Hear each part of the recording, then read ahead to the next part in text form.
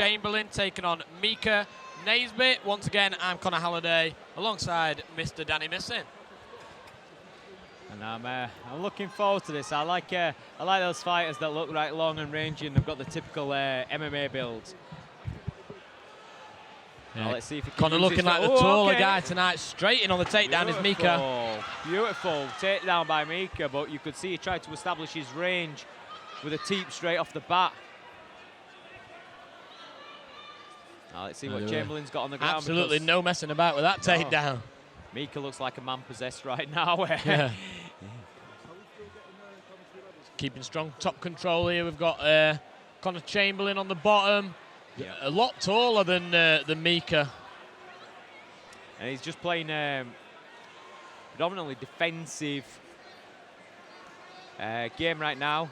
Nice frame off. Chamberlain, but gets the burst. Can he get? He's got half guard back. Lovely reversal into half guard there. Looked for guard. Now in jiu-jitsu, you know, half guard's a good position, you know, from side control. MMA not so much. It allows the top player to sit on your hip a little bit and just act as an anchor. Some shoulder strikes coming in from Micah Naisbet as well. Really nice how he's just disguising them behind his own head. Yeah. And as he pulls his head back, there's a little punch, a little rabbit punch that follows. And, you know, they can get annoying, but they can also get the reaction that he's looking for there, which is the arm across the face. Yeah.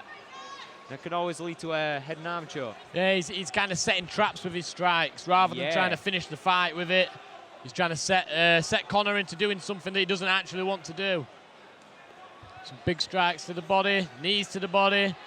And that's what happens, you know, like little shots, they make you move, they make you defend. You've got to respect him. As you can see, Chamberlain's rolls for the armbar, but wow. This is why I teach my fighters not to give up the top position. Armbar's nice when it comes off, but you have just sacrificed all that top position work. That is. And now you've got a long-range opponent in front of you that does not want to go back to the ground. Yeah. Connor looks very composed to say he's just been dominated for that first half of this round. You know, Micah's looking a bit tired. Nice side kick, but nice and a beautiful, beautiful catch and double leg. Turned the corner very quickly there as soon as he got to the hips. And back into side control. Now let's see. See if Micah continues to score these shots on the top. Shoulder strikes, nice little body knee strikes. in there as well. Some strikes that you want to see, but you don't always see. That knee's a good one. Our fellow commentator, Steve Cook-Abbott, will be going mental watching them knees to the body. He loves a knee to the body. Slides straight over to into Mount because he got his man defending. Big strikes to end the round from Micah. And see, the strikes have set up the position again. He didn't like what he felt, so he rolled up and ends the round on the back. The first round.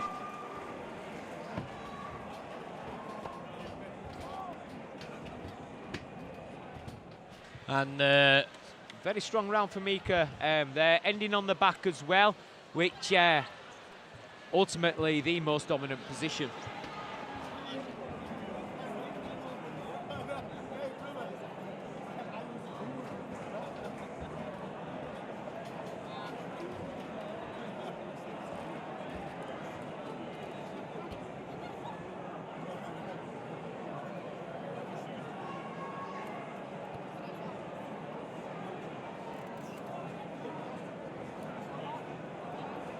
We've got the dungeon lad, Micah Naisbet, controlling that first round. Definitely a 10-9.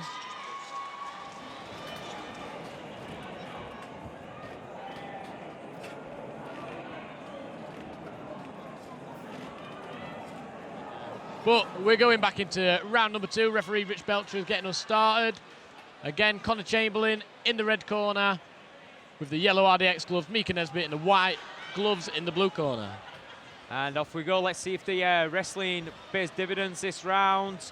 Nice little leap in left hook. Shades of Roy Jones Jr. there. Lovely nice side kick. Micah's striking on the feet is completely different to his striking on the ground. His striking on the ground was to set things up. Yeah. Everything on the feet is to try and knock your head off. And he shoots him for another takedown. When he watches this back, He's going to realise that there is a meme in the making there. He kind of looked like Harry Potter casting a spell before he shot in. But it worked. It does indeed. And he's back into side control again. Knees to the body. It's just a mirror of round number 1.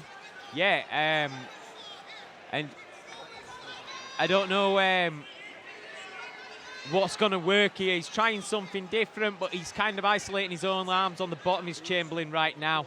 You know, maybe just creating a frame and bumping would be better instead of trying to tie up an arm. Yeah, he needs to be a bit more active off his back now. I know it's hard when you're in this position, but you've got to keep moving on the bottom. Yeah, and you know, when you tie up someone's arm in a bad position like this, you're not tying up their arm. You're limiting your own movement. You're tying yourself to the floor.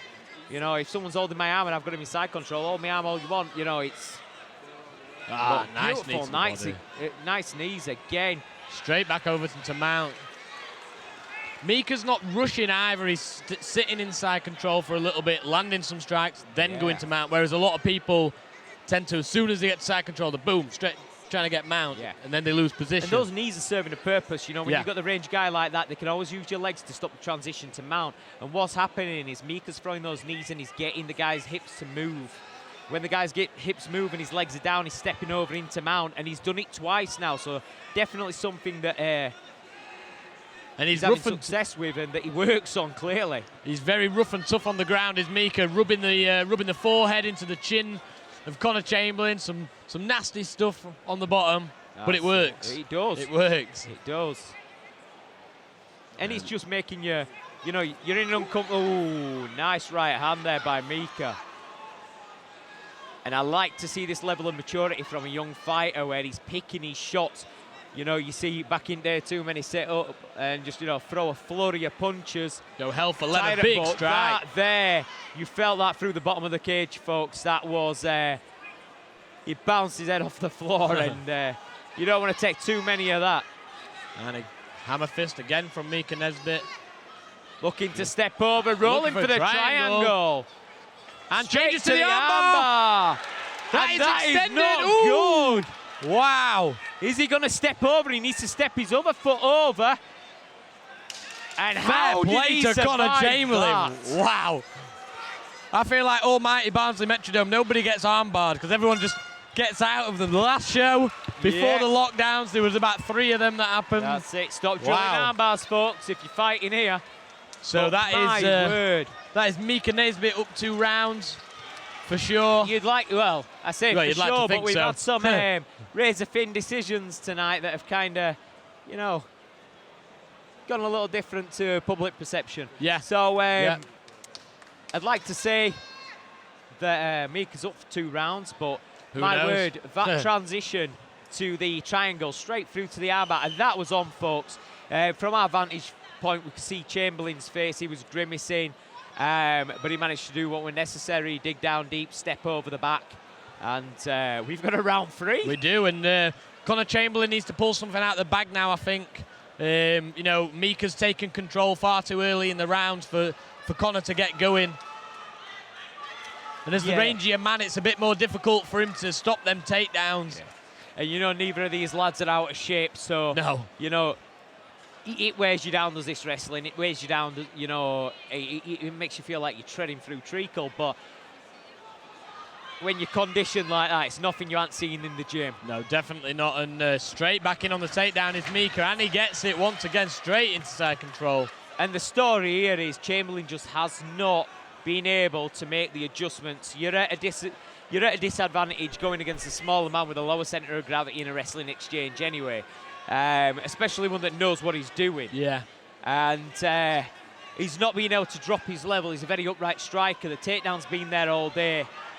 And from what I'm aware of with Micah, he's a high-level jiu-jitsu competitor for such a young age as well. Yes. Obviously, the Dungeon lads don't mess about when it comes to the grappling, or any part of MMA for that matter. But Conor's just not had the answer tonight for Micah. No, and the controlled aggression is on show from Micah. Like, even with the striking, he didn't look out of place on his feet. A little bit awkward because, you know, the range, but he got some shots off and enough to set up his takedowns, which, you know, when you look at the Dungeon lads of the past that have fought on Almighty, they know how to use the striking to get to where they want to go, and have had some big highlight reel knockouts, given the pedigree of the jiu-jitsu as well. We've got Micah looking for some big ground and pound this time. Referee Rich Belcher keeping a very close eye on this one. Nothing too damaging, but, you know, if he kept them shots going and landed, it could be a different story. Yeah. But he's been sensible, you know, like, you don't want to come out winging on the feet. You don't want to do that on the ground. Nice reversal. Nice reversal. This is the kind of urgency that we want to see from Chamberlain. Yeah. He's got one round to make it happen, and he needs a finish, in my opinion. 100% I agree, Danny. It's going to be quite difficult when he's stuck in guard. He's stuck in Micah's guard, and we've seen what he can do with his attacks from guard. Even though he's not necessarily set him up from guard, but we know he's got a triangle. We know he's got an arm bar. Very slick ones too. Yes, and he's got great hip movement. What he's doing on the bottom is, as well, he's keeping that arm tied, yes, which obviously it's a disadvantage for Conor. Now he's attacking the leg. He's wanting Chamberlain's left side to posture up. Yeah. Take wrist control and sit through for the triangle. Yeah. I mean, that's best guess. That's best guess, but if I've got the grappling skills of Micah right now, that's what I'm looking for. As you saw, pain moves, joint locks, you can escape with a grimace on your face, but you can't escape going to sleep. No, so that is very true. Yeah. Very true. We're looking at about maybe 30 seconds left in this round.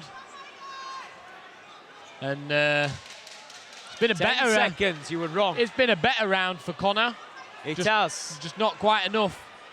No, I'd like to see him let go, but time's almost up, and you know, the majority of that round was, hey, we got a little kip up from him there. The majority of that round was, it was the story of the fight, wasn't it? It was Micah's top control. Wrestling and top game, slick transitions, ground and pound. They were damaging shots. He doesn't look like much to single shots, but he was picking his shots, and it's that double impact, you know, the back of the head on the ground and the fist coming from the top. That's it. They didn't take a toll. And there we have it for that bout, ladies and gentlemen. We will be back next with Tom Burton versus Cody White. We'll hand this over to Safe Khan.